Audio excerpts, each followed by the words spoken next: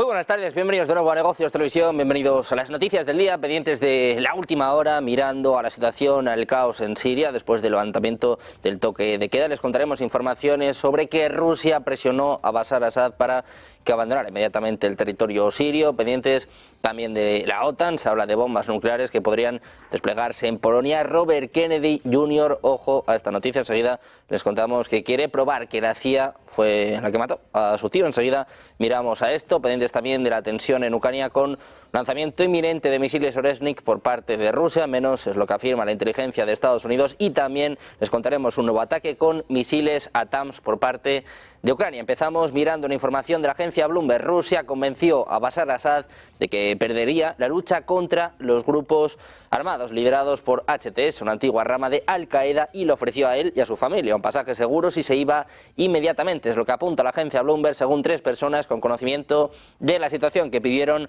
no ser identificadas porque el asunto es delicado. Mientras las fuerzas de oposición sirias avanzaban rápidamente hacia la capital, Damasco, el destino del presidente Bashar al-Assad estaba en manos de Rusia, mientras el ejército se desvanecía, todavía atormentado por lo que pasó con Gaddafi. El Kremlin actuó para salvar a su aliado, aun cuando concluyó que ya no podía hacer nada para apuntalar al régimen de Assad. El presidente Vladimir Putin exige saber por qué el servicio de inteligencia ruso no detectó la creciente amenaza al gobierno de Assad hasta que fue demasiado tarde. Es lo que apunta una persona cercana al Kremlin con conocimiento de la situación. Los agentes de inteligencia rusos organizaron la fuga y sacaron a Bashar al-Assad en avión a través de su base aérea en Siria, según 2 personas. El transpondedor del avión estaba apagado para evitar ser rastreado.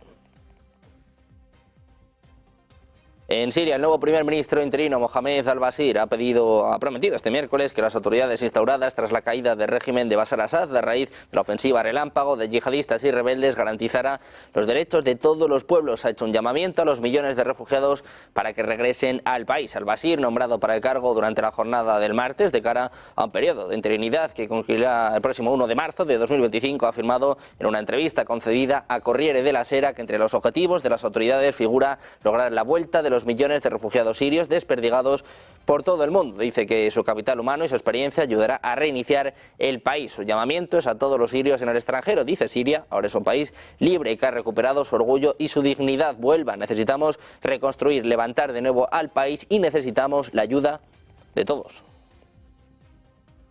Precisamente en Siria, el Comando de Operaciones Militares controlado por los insurgentes sirios que han derrocado al régimen de Bashar al-Assad anunciaba este miércoles el levantamiento del toque de queda en Damasco y sus alrededores, impuesto hace 3 días. En un comunicado publicado en sus redes sociales, el mando castrense informó de esa medida, instando a los ciudadanos a regresar a sus puestos de trabajo y a las instituciones para contribuir a la construcción de la nueva Siria. Tras tomar el control de la capital, los insurgentes impusieron desde el pasado domingo un toque de queda entre las 4 y las 5 de la mañana, hora local, sin precisar cuánto iba a durar. Según la agencia EFE, la restricción se ha cumplido durante estos días, pero poco, ya que pese a que se reducía la actividad cuando comenzaba el toque de queda, el tráfico de vehículos seguía siendo fluido.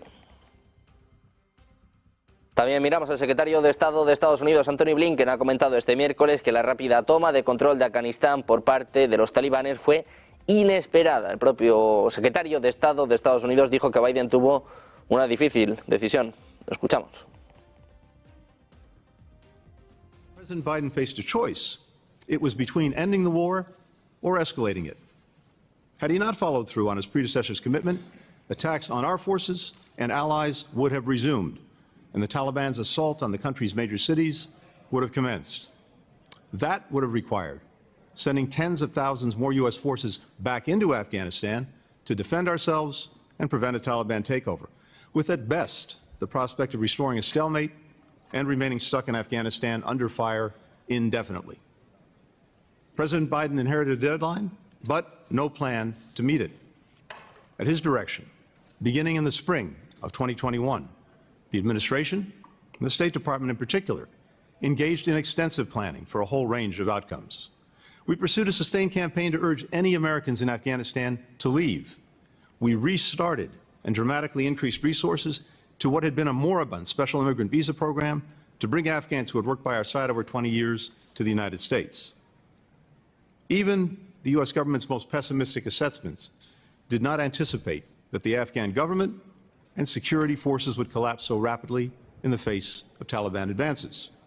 Nevertheless, because of the administration's extensive interagency planning and coordination, when Kabul fell on August 15th, the United States was able to evacuate our embassy and relocate our diplomats to the airport within 48 hours, and then conduct the largest airlift in U.S. history, helping approximately 120,000 Americans, Afghans, and citizens of allied nations depart Afghanistan in just 2 weeks.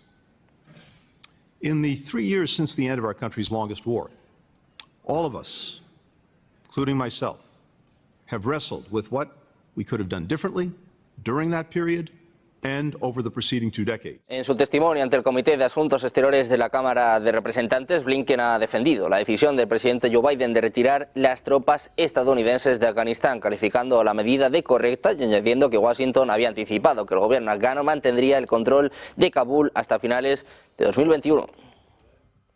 También miramos a Israel. Su ministro de Defensa, Israel Katz, ha refutado este miércoles las acusaciones de Irán de que Estados Unidos e Israel eran responsables de la caída del presidente sirio Bashar Assad. Acusaba, en cambio, a Teherán de intentar crear un frente oriental en la frontera jordana. El líder supremo de la República Islámica, Ali Khamenei, acusaba hoy a Israel de ser responsable de la caída del expresidente sirio Assad. Sobre esta cuestión hablaba el portavoz del gobierno israelí, David Mencer. Dice que Israel cree que esta caída de Assad marca un giro en Medio Oriente y hace más débil al eje de la resistencia. Escuchamos a Mencer. Believes that the collapse of the Assad regime in Syria marks a pivotal shift in the Middle East. It dismantles a key element of Iran's axis of terror, and it weakens adversaries like Hezbollah and Hamas.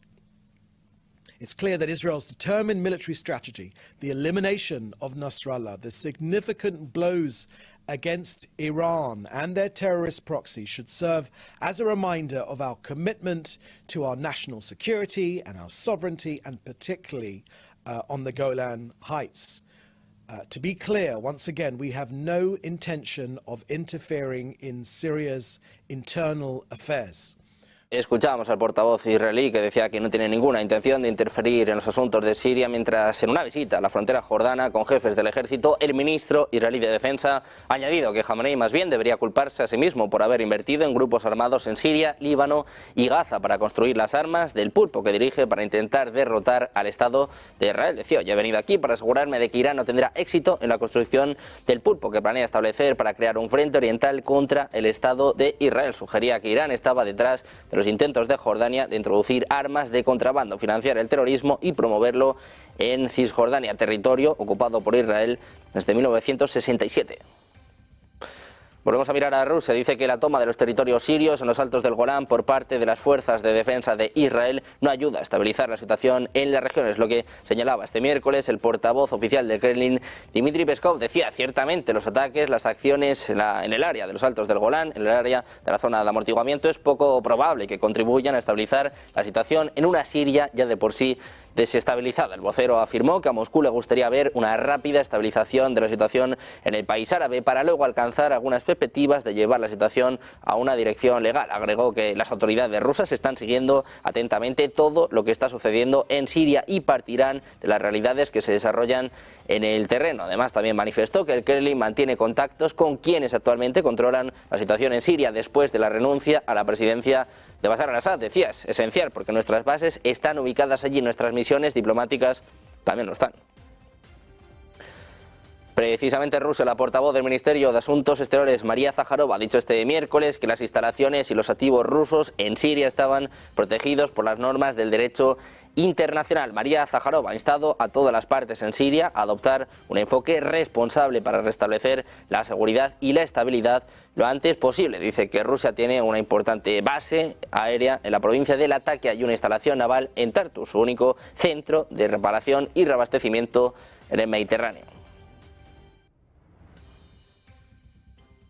También miramos a Ucrania, que proporcionó ayuda militar a grupos islamistas en Siria poco antes de la renuncia del expresidente Bashar al-Assad, es lo que revela el Washington Post, citando fuentes familiarizadas con el asunto. Según la publicación, Ucrania envió hace 4 o 5 semanas 20 operadores experimentados y unos 150 drones a los cuarteles generales de los grupos armados en Idlib. Esto se hizo para ayudar a la organización Hayat Tahrir al-Sham. Sin embargo, las evaluaciones de los servicios de inteligencia occidentales indican que dicha ayuda no desempeñó un papel significativo en en el derrocamiento del expresidente Bashar al-Assad. También creen que los países occidentales estaban al tanto de las acciones ucranianas. Dicen que el programa de ayuda encubierta de Ucrania en Siria ha sido un secreto a voces, aunque altos funcionarios de la administración Biden dijeron en repetidas ocasiones que no estaban enterados de ello.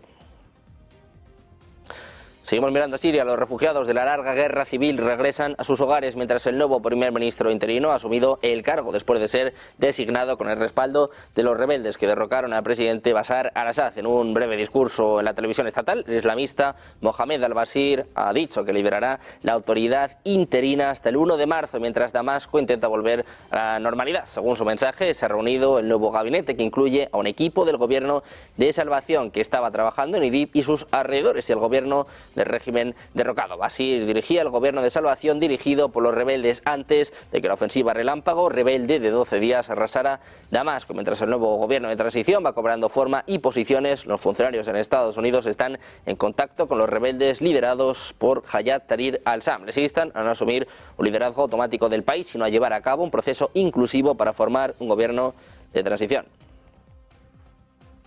En Irán, su líder supremo, Ali Khamenei, aseguraba este miércoles que la caída de Assad en Siria no debilitará a su país. Aseguró que el eje de la resistencia se expandirá aún más por Oriente Medio. Decía Khamenei, el analista desinformado, inconsciente del verdadero significado de la resistencia, cree que si se debilita, Irán también se debilitará. Decía, yo digo que gracias al poder divino y con el permiso de Dios, Irán es fuerte y poderoso y se volverá aún más fuerte y poderoso, es lo que apuntaba el propio Khamenei después de varios golpes desde el comienzo de la guerra de Israel en Gaza, como por ejemplo los asesinatos del líder político de Hamas, Ismail Haniyeh, o del jefe de Hezbollah, Hassan Nasrallah. A pesar de esto, Khamenei insistió en que el eje de la resistencia saldrá fortalecido. Un Khamenei, por cierto, que también ha culpado a Israel y Estados Unidos. Dijo que el gobierno provisional y los grupos combatientes desempeñaron un papel obvio en este sentido, pero insistió en que el principal conspirador, el cerebro, son tanto Estados Unidos como Israel. Además, decía que tenía pruebas. Tras la caída del régimen de Assad, el ministro de Asuntos Exteriores iraní subrayó que Siria puede contar con el apoyo de Teherán, como lo hizo cuando Assad era presidente. Por su parte, Khamenei tachó a las fuerzas de oposición sirias de enemigos del mundo islámico. Además, Irán criticó a Estados Unidos por no condenar las incursiones de Israel en territorio sirio. Precisamente mirando a la reacción de Estados Unidos, hay declaraciones en las últimas horas por parte del portavoz Matthew Miller. En concreto, dice que hay conversaciones con Hayat Tahrir al-Sham, pero que quedan pasos que dar antes de reconocer a un gobierno en Siria. Escuchamos a Miller. On the phone today with a number of his counterparts in the Middle East about the situation in Syria.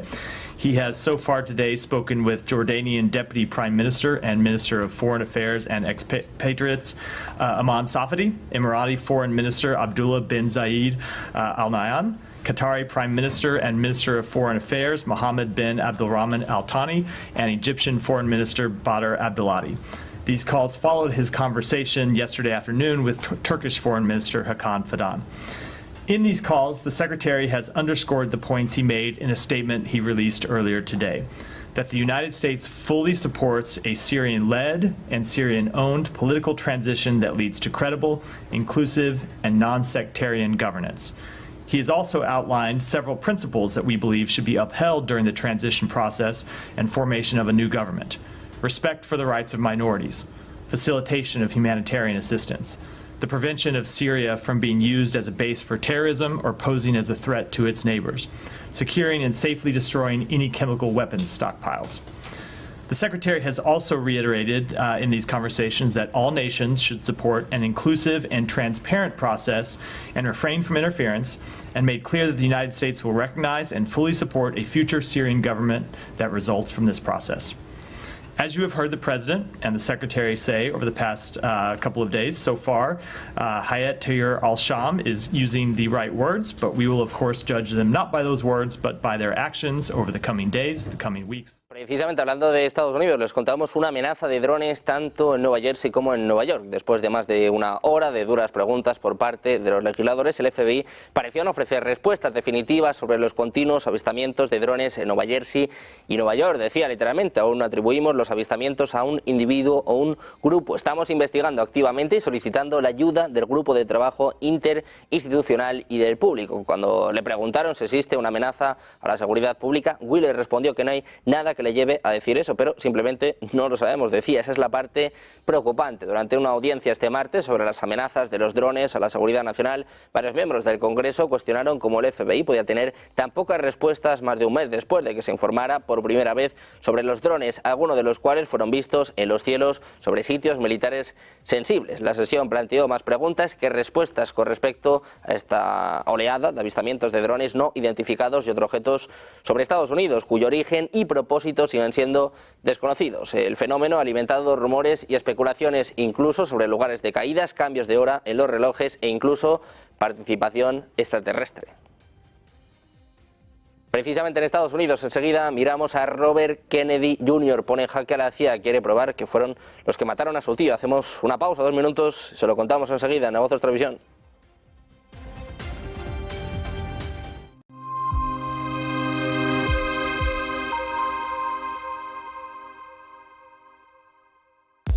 Milito y Cecilia Peña lo están petando en redes sociales. Contadnos qué es Viking Speed y Nice Green. Tú eres súper fan nuestro, bien lo sabes.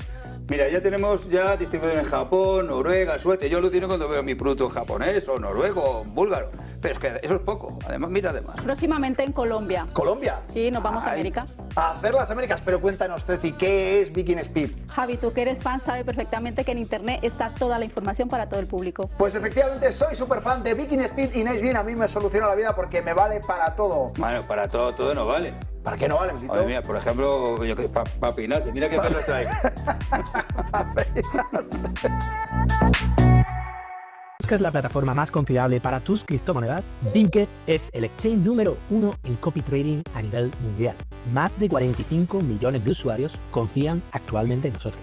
Más de 800 criptomonedas y 190.000 traders élite, es decir, traders profesionales. Un fondo de protección de más de 400 millones de dólares. Un volumen diario de 10.000 millones de dólares. Un ratio de reserva de 1.5 para que tus activos estén totalmente protegidos. Genera más rendimiento con tus criptomonedas. Regístrate hoy. Vinted, seguridad, confianza y éxito.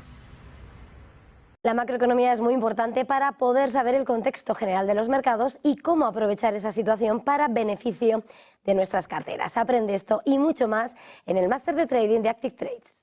¿Te preocupa que tu inquilino no pague el alquiler? Sabemos que esto puede ser un desafío. Aunque los gastos son fáciles de calcular, el verdadero reto es gestionar la falta de pago por parte del inquilino. SEAC te ofrece una garantía de renta asegurada hasta que recuperes tu vivienda pase el tiempo que pase. Relájate. SEAC se encarga de todo. Alquila tranquilo. SEAC responde. ¿Qué cuento quieres hoy? ¿Te cuento uno de los míos? ¿El del farmacéutico? ¿O el de María, la abogada? El de Ana, la arquitecta. Vale. Eres una niña que soñaba con crear los edificios más impresionantes de la Tierra. Se pasaba el día dibujándolos. Sabía que algún día acabarían llegando a lo más alto de cada ciudad. Y que cualquier persona... Cada profesional tiene detrás una historia increíble. Creer en ella es lo que de verdad cuenta. Arkia Banca, el banco de los profesionales.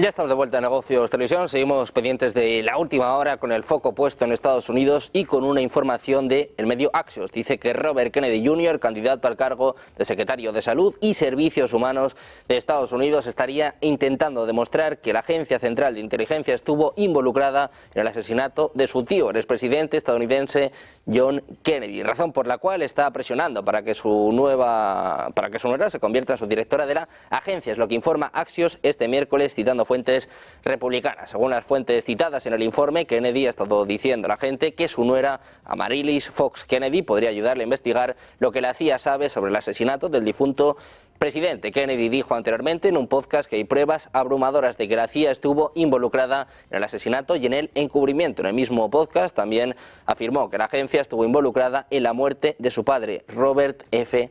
Kennedy. También miramos en este caso a la respuesta de Europa ante la tensión en Siria. Kaya Kalas, la jefa de la política exterior, dice que es un duro golpe para Putin y para Irán. Escuchamos. Putin and the Iranian regime, the fall of Assad is a huge blow to both. It is important that regional and international partners work together to support Syria now. Our engagement in the framework of the G7 and the neighboring countries, including the Gulf, Jordan, Lebanon, Iraq, Turkey and Israel, is crucial to address shared challenges, and these will be some of the key interlocutors also ensuring the stabilization of Syria. In this regard, I have already spoken to the key foreign ministers in the region. We can now contribute to shaping the future of Syria and for the region. And as we support Syria through its transition, it is important to recognize the need for an inclusive rebuilding process involving all minorities, as well as women and girls. The protection of all Syrians, including the many minority. También miramos a Reino Unido. Su ejército ha disparado por primera vez una nueva arma láser de alta energía desde un vehículo blindado y logró destruir drones en pleno vuelo, es lo que informa este miércoles el sitio web gubernamental británico. El arma se probó desde un vehículo de transporte de tropas protegido Wolfhound, en el que soldados de artillería lograron rastrear y derribar varios objetivos que volaban sobre el campo de tiro de Radnor, en el centro de Gales. El dispositivo funciona al expulsar un intenso haz de luz infrarroja que alcanza sus objetivos utilizando avanzados sensores y sistemas de seguimiento. Según señala el gobierno británico, las armas láser de energía dirigida tienen una capacidad prácticamente ilimitada en términos de suministro de municiones, por lo que podrían convertirse en una alternativa más rentable que el armamento usado actualmente. También miramos a Francia. Según se informa, el presidente francés Emmanuel Macron está considerando la opción de enviar una misión de paz europea a Ucrania como medida de salvaguarda ante una nueva agresión rusa. Tiene previsto consultar con Polonia, a la que considera un aliado clave para una iniciativa de ese tipo. La propuesta implica el despliegue de fuerzas de paz de países europeos. Si se llega a un acuerdo para poner fin a la fase actual de la guerra entre Rusia y Ucrania, estas fuerzas podrían servir como elemento disuasorio ante un nuevo ataque ruso. Se espera que dicho acuerdo sea iniciado por el nuevo presidente electo de Estados Unidos. Según el informe, las discusiones sobre esta posible misión serán un tema central durante la visita de Macron a Varsovia el 12 de diciembre. También es probable que Macron haya abordado la idea con el presidente electo de Estados Unidos, Donald Trump, y con Volodymyr Zelensky durante su reunión del sábado pasado.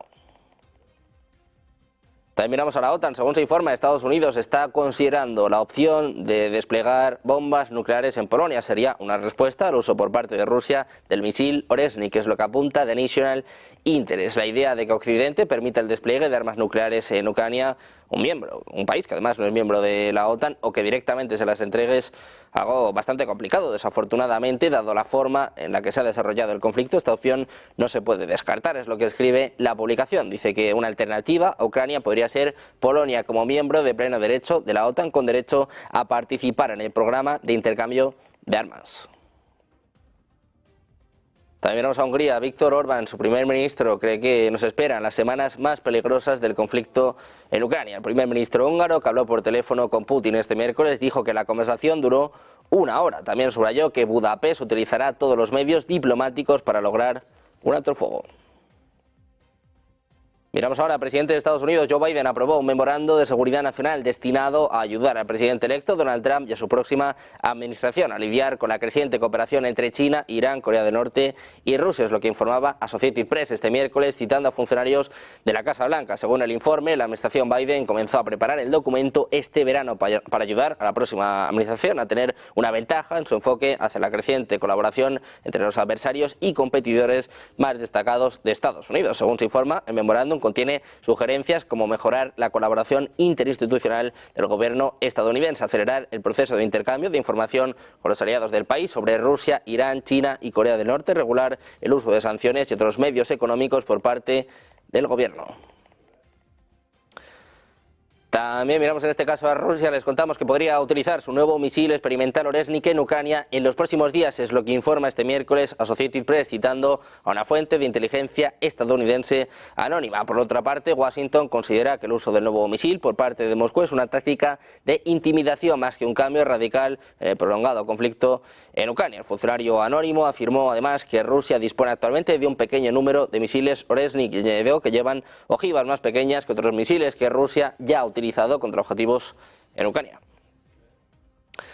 También miramos al presidente ruso Vladimir Putin, que ha pedido este miércoles el desarrollo independiente de tecnologías de inteligencia artificial en Rusia. En concreto, el presidente ruso ha dicho que esto puede determinar el futuro del país. En su intervención en la conferencia internacional celebrada en Moscú, el presidente ruso ha destacado la importancia de un desarrollo independiente de la tecnología, de la inteligencia artificial en su país. Escuchamos a Vladimir Putin. Out-of-the-box solutions and opportunities that are opening up to outline new areas for scientific breakthrough and partnership. Distinguished colleagues, AI technologies seek to become an important resource for achieving national development goals to ensure the defense capacity of the country and significant development of economy and social sectors, as well as public governance and innovation growth. In order to successfully address these goals, Russia should become a world leader, not only on the development, but also on the scale of the application and the introduction of AI in all areas without exception. I believe that it would be right if the example of a bold, cutting-edge approaches is set by the state. We need to start with ourselves. Decía Putin que Rusia debe convertirse en un líder mundial, no solo en la creación, sino también en la escala de aplicación de la inteligencia artificial en todas las esferas de su vida. Añadía que Moscú prestará asistencia a otros países para incorporar la inteligencia artificial. Decía literalmente, es sumamente importante que las empresas nacionales pongan rápidamente en práctica todas estas innovaciones y logros. También miramos a María Zaharova, la portavoz del Ministerio de Asuntos Exteriores de Rusia. Ha dicho este miércoles que el presidente electo de Estados Unidos, Donald Trump, no ha hecho ninguna propuesta viable para poner fin a la guerra con Ucrania que tenga en cuenta las preocupaciones de Rusia. Añadió que si alguien espera que Moscú haga concesiones en relación con Ucrania es que tiene poca memoria. Trump dijo que resolver el conflicto entre Rusia y Ucrania será una de las prioridades de su administración y que está formulando un concepto de cómo poner fin a esa guerra ridícula. Precisamente también mirando a la tensión entre Rusia y Estados Unidos, María Zaharova ha aconsejado a los ciudadanos de su país no realizar viajes turísticos a Estados Unidos, a los que ella ha descrito como sus satélites, en particular Canadá y algunos miembros de la Unión Europea. En una conferencia de prensa, Zaharova advirtió que tales visitas podrían conllevar graves riesgos, ya que las relaciones entre Rusia y Estados Unidos están al borde de la ruptura. Además, Zaharova acusó al presidente saliente de Estados Unidos, Joe Biden, y a su administración de trabajar literalmente en modo de emergencia para asegurarse de que Moscú no triunfe en Ucrania, incluso si eso significa tener que prolongar la agonía de este último país. Precisamente Rusia advierte que una mayor cooperación en el ámbito del desarme nuclear con estados hostiles a Rusia se ha vuelto políticamente inaceptable, es lo que afirmaba el viceministro de Asuntos Exteriores de la Federación de Rusia, Sergei Ryabkov, en la sesión plenaria de la Duma estatal. Dice que una mayor cooperación en el ámbito del desarme nuclear con estados que siguen una política antirrusa, actúan de manera muy agresiva y suministran armas a nuestros enemigos, no solo se ha vuelto irrelevante, sino también políticamente inaceptable. Volvemos a mirar al presidente ruso Vladimir Putin. Ha hablado por teléfono este miércoles con el primer ministro húngaro Viktor Orbán. Los dos líderes mantuvieron un intercambio exhaustivo de opiniones sobre la guerra entre Rusia y Ucrania, en el que Putin destacó la línea destructiva de Ucrania que descarta la opción de una solución pacífica del conflicto. También se habló de la situación en Oriente Próximo, especialmente en Siria, y de la cooperación bilateral. En particular, se prestó atención a la continuación de la promoción de proyectos mutuamente beneficiosos en el sector energético.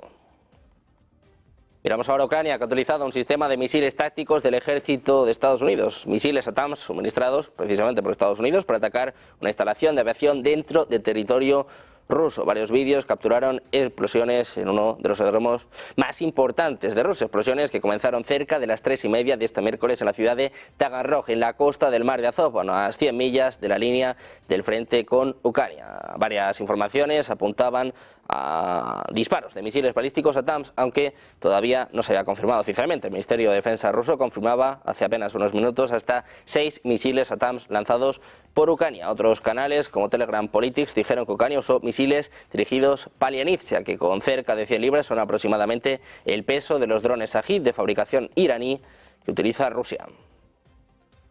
Precisamente mirando Ucrania les contamos que no puede mantener su ejército solo con sus propios fondos y recursos adicionales de sus socios. Es lo que comenta el propio ministro de Finanzas de Ucrania, Sergei Marchenko, en una entrevista con el periódico El País. En este sentido, el ministro de Finanzas de Ucrania, en una entrevista con El País, decía que ha sufrido muchas pérdidas y que gasta más del 26% de su PIB en la campaña militar. Dice que es imposible para Ucrania mantener un ejército tan fuerte, que para poder mantener las fuerzas militares fuertes, que necesita un compromiso de suministro de armas y tener acceso a misiles y sistemas modernos de defensa aérea para la protección del país. El ministro de Finanzas ucraniano admite que no puede mantener su ejército solo con sus propios fondos. Dice que podrían subsistir hasta mediados del año que viene sin la ayuda de Estados Unidos.